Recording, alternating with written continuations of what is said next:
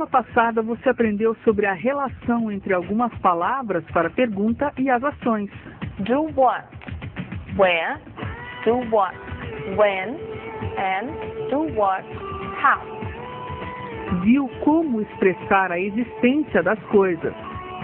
There is a teacher here. There are people there. Aprendeu sobre lugares e meios de transporte. Bus, car, motorcycle, library, bookstore, hospital. Aprendeu o som do CH. Choice, mechanic, machine. E a dica de falsos amigos. Support, apoio, fabric, tecido. Uma boa aula!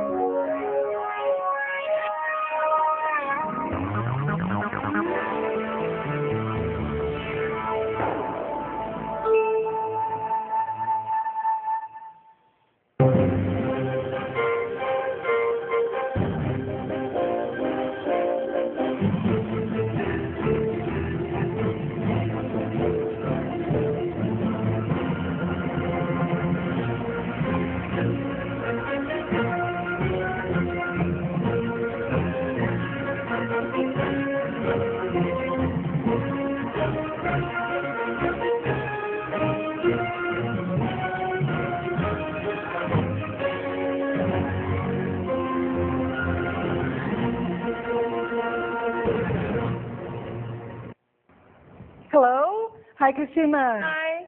I have a question for you. Yeah, what? Christina, do you live in a house or do you live in an apartment? I live in an apartment, but as a child, I lived in a house. Me too, same thing. Okay, so the topic for today is houses and apartments. How about you? And when we talk about understanding language, we'll learn something very important that will help us a lot. Let's begin.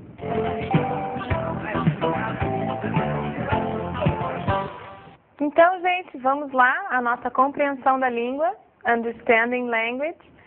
Hoje nós vamos conversar sobre realizadores e participantes. As palavras que respondem às perguntas what, o que, e who, quem, podem ter dois papéis, duas funções na estrutura da frase, na organização das palavras na frase. Que papéis são esses? Vamos ver. O papel do realizador. O que e quem realiza a ação e é realizador. Vamos ver um exemplo. I study English. Eu estudo inglês. Eu é o realizador, porque é quem estuda. O papel do participante é diferente e é qual?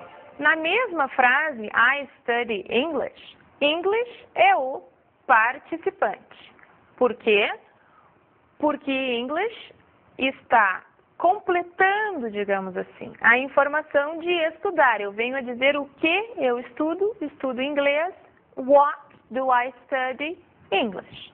English, inglês, é participante de study, estudar. Agora um caso interessante. O realizador é quem faz as coisas. O participante participa em todas as informações, exceto aquela do realizador. Então, quando eu falo em a book about English, um livro sobre inglês, eu tenho que English é participante da minha informação sobre inglês. How? Como é o livro? Que livro que é? É um livro sobre inglês. Não é sobre russo, não é sobre culinária, é sobre inglês. Inglês é participante de how, da informação que responde à pergunta how, como. E agora, gente, Ricardo reads many books. Who reads?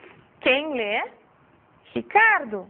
Ele realiza a ação de ler. E Ricardo lê o quê? Reads what? Many books, muitos livros, portanto, este é o nosso participante. They traveled, eles viajaram ou apenas viajaram. Quem é o realizador aqui? É they. Em português ele poderia sequer estar aparecendo, podemos dizer viajaram, em inglês isso é impossível. Eu sempre menciono o realizador em inglês. Tanto que, em um caso que em português simplesmente inexiste o realizador, em inglês eu preciso colocar um. Qual é este um que eu coloco? É o it. Então, neste caso aqui, it is raining a lot, está chovendo muito. Vejam que antes da ação estar não aparece nada em português, mas antes da ação is, em inglês aparece it, que é o nosso realizador. Mais um caso, gente. It is good to be here. É bom estar aqui. Vejam, antes da ação não aparece nada e antes de is aparece it. É por isso que, muitas vezes, quando a gente vê it is em inglês, nós traduzimos simplesmente por é. Não há nenhum motivo para dizer isso ou este para colocar alguma coisa no lugar do it. Minha pergunta para vocês. Será que quando nós falamos das pessoas, eu, ele, vocês, nós, será que eles têm a mesma forma quando são participantes e quando são realizadores? Acho que não. Vamos ver? Quando a pessoa que fala é realizador, ela tem esta forma aqui, I. Quando ela é participante, ela tem esta forma, me. You, realizador, you, participante. Aqui não mudou. He, realizador, him, participante. She, realizador, her, participante. It, não muda. We, realizador, us, participante. You, de novo, não é? Aqui é você e aqui é vocês, portanto fica igual. E, finalmente, they, realizador, quando é participante, fica them. O que significa isso? Significa que quando eu digo eu vejo você, eu digo I see you, I, realizador, you, participante. Significa que quando eu digo isso ao contrário, você me vê, eu digo you see me, you, realizador, e me, participante. Let's go to our basic communication.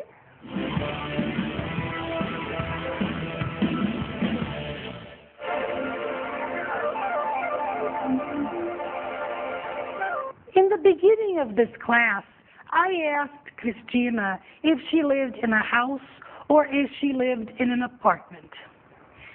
The houses and the apartments can be divided. We have parts of houses, we have parts of apartments. Let's take a look at the names of these parts. Let's listen. I like the kitchen. It's very nice. Let's see the bedrooms. I want to see the view from the window in my bedroom. Let's go to the backyard. Let's see if we can play soccer. Come on, children, calm down. You are all so excited. The living room, the bedroom, the bathroom, the kitchen. Now that we are familiar with the names of the parts of houses and apartments, I have a question for you. If you want to buy a house, if you want to buy an apartment, you have to see it first. You have to examine it to see if it suits your needs. We're going to take a look at a movie segment now from the film Panic Room. It's a very interesting film, and in this segment we have a broker who is showing the house to a woman who's interested in buying it. Observe that he explains the bedroom, the kitchen, the bathroom.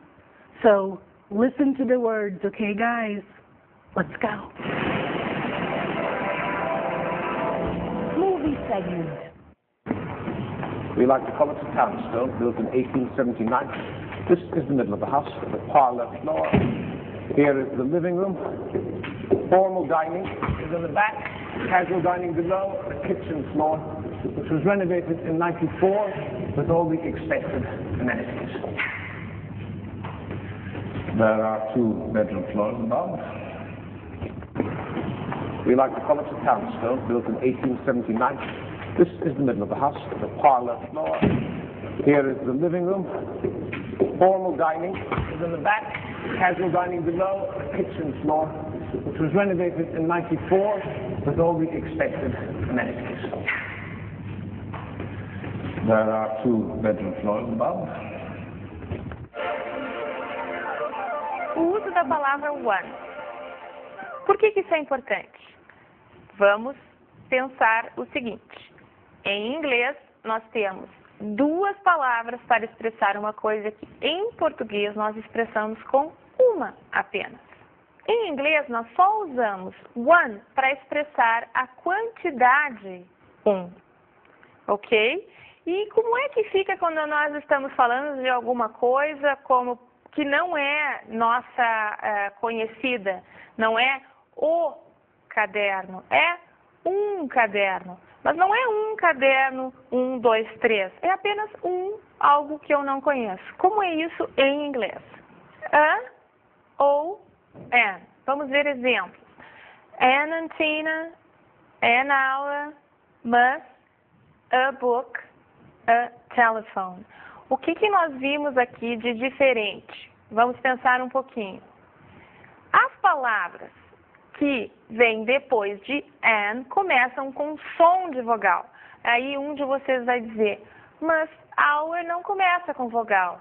Não começa com vogal, mas começa com som de vogal. É an hour e não a hour, certo? O a aparece justamente no outro caso, quando a palavra começa com som de consoante. Este é o uso do a e do an, que é diferente do uso de one, porque one é para quantidade e a e an é simplesmente para se referir a alguma coisa que nós não conhecemos. Outros exemplos, gente. A house, a shoe, an orange, an apple. Let's change the subject. Vamos mudar de assunto. Rapidamente, apenas para explicar o uso de let's. O que é isso? Let's mais do what é a mesma coisa que vamos mais fazer. Aqui, nós costumeiramente dizemos let's watch. Vamos ver. Let's listen. Vamos ouvir. Let's change the subject. Vamos mudar de assunto. Let's go. Vamos. Na verdade é vamos ir. Mas como vamos é uma forma de ir, a gente não se repete, ok? Então o que vocês aprenderam? Quando querem convidar as pessoas para fazer alguma coisa, usam let's mais do what. Vamos mais fazer. Ok? Now let's learn the ordinal numbers. First, second, third, fourth, fifth, sixth, seventh, eighth, ninth, 10th, 11th, 12th, 13th, 14th, 15th, 16th, 17th, 18th, 19th, 20th. And let's go to our break.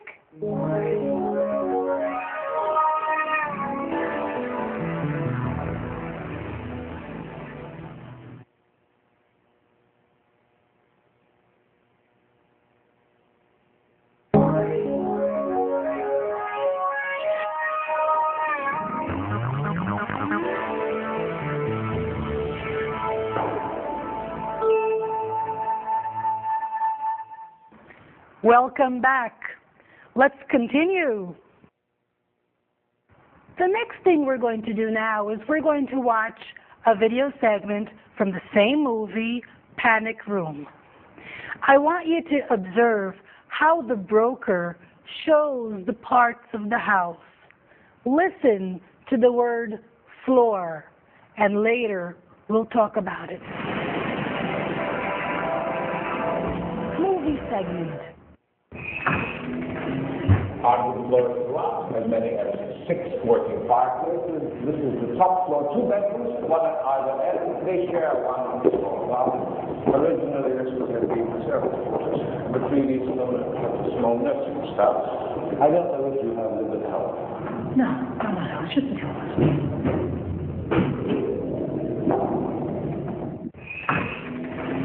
On the floor throughout, as many as 6 working fireplaces. This is the top floor, 2 bedrooms, one at either end. They share one small bathroom. Originally, this was going to be the service quarters, but really small nursing staff. I don't know if you have lived at home. No, it's just a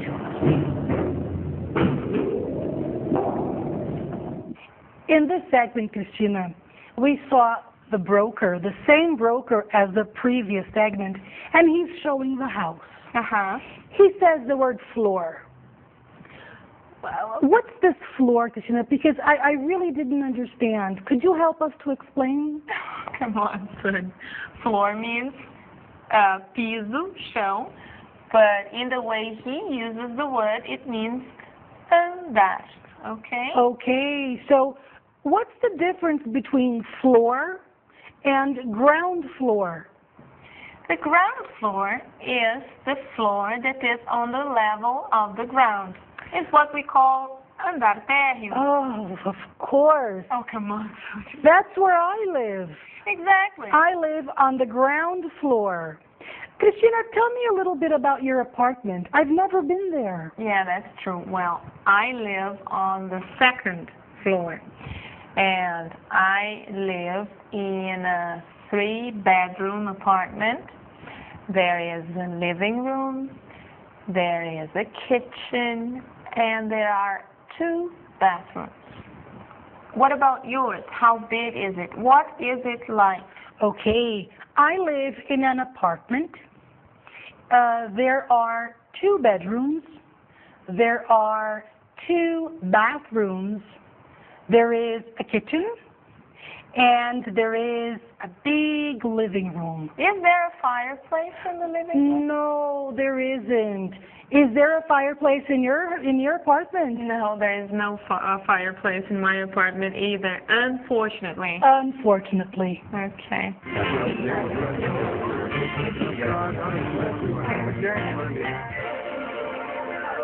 O som do G e do J. Por que é tão importante sabermos o som do G e do J? Não é igual a português?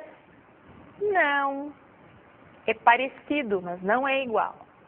E aí está um caso muito comum de sotaque, porque o pessoal não escuta bem a diferença e acaba falando como se fosse em português, mas não é. Então a palavra laranja, por exemplo, não é orange, mas orange. É um G. Observem bem no nosso áudio, escutem com atenção e vejam como este som sai de, tanto no caso do G quanto no caso do J. Job, jump, general. Imagine, enjoy, Orange, page, strange. Alguns poucos casos onde o G efetivamente tem o som do nosso G em português. Mirage, que é miragem, massage, que é massagem, e casos diferentes onde o G tem som de G, como em finger, dedo, e longa, mais longo, mais demorado. Ok? Vamos agora aos nossos false friends, falsos amigos.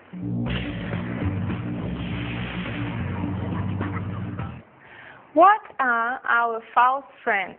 today? Well, today we'll talk about balance and attend. Attend and balance, que parecem uma coisa que eles não são. Vamos ver? Attend significa assistir. Balance significa equilíbrio. I will attend classes tomorrow. Eu assistirei a aula amanhã. You have to maintain your balance when you ride a bike. Você tem que manter seu equilíbrio quando anda de bicicleta. Então, gente, attend, que parece atender, na verdade é assistir. E como é atender, por exemplo, o telefone, atender o telefone é answer the phone. E balance, que parece que é balanço, mas na verdade é equilíbrio. Ok? Como se diz balanço? Swing. Onde as crianças se divertem é swing. Ok? Agora nós vamos à canção, observando o nosso foco são as partes da casa. Vamos cantar? Let's sing!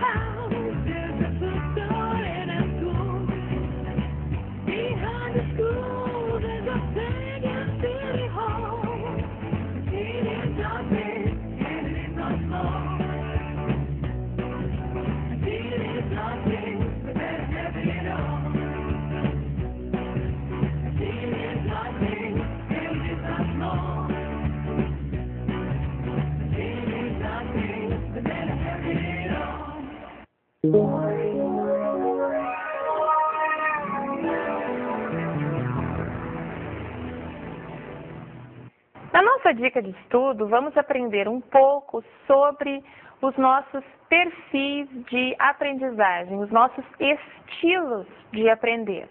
Vocês sabiam que nós temos 3 tipos de memória? Basicamente, nós temos a memória visual, que é praticamente 80% das pessoas lembram mais das coisas que veem. Nós temos a memória auditiva, ou seja, as pessoas lembram muito do que ouvem. E nós temos uma memória chamada sinestésica, que está relacionada com movimento. Cine vem de uma raiz do grego, que quer dizer movimento. Por que nós precisamos saber disso numa aula de inglês? Porque se nós associarmos estas memórias, estes tipos, estes estilos de aprender, visual, auditivo, sinestésico, nós temos mais chance de aprender aquele conteúdo que precisa ser memorizado da língua estrangeira. No livro de vocês existe um quadro com nomes de partes da casa, nomes de objetos, enfim, e ali é sugerido que vocês recortem esses nomes, eles já trazem as pronúncias, e colhem nos respectivos lugares. Por quê?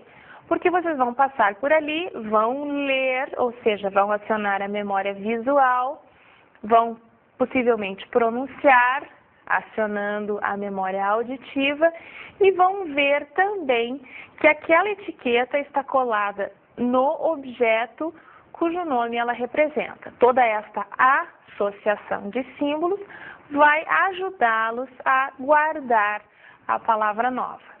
Aprender uma língua é acionar todas essas memórias, colocá-las a serviço da nossa aprendizagem, do nosso conhecimento dos novos nomes, das novas formas de dizer as coisas.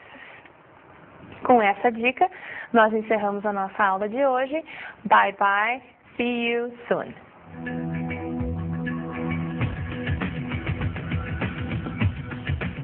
Na aula de hoje, você conheceu os realizadores e os participantes. I see you, you see me. Viu como dizer as partes da casa. Kitchen, living room, bedroom, bathroom. Estudou o uso da palavra one e de a e an. One book, two books, a house, an hour. Aprendeu os números ordinais. I live on the second floor. Aprendeu também o som de G e de J. Job, agency. E a dica de falsos amigos. Attend, assistir e balance, equilíbrio. Até a próxima aula.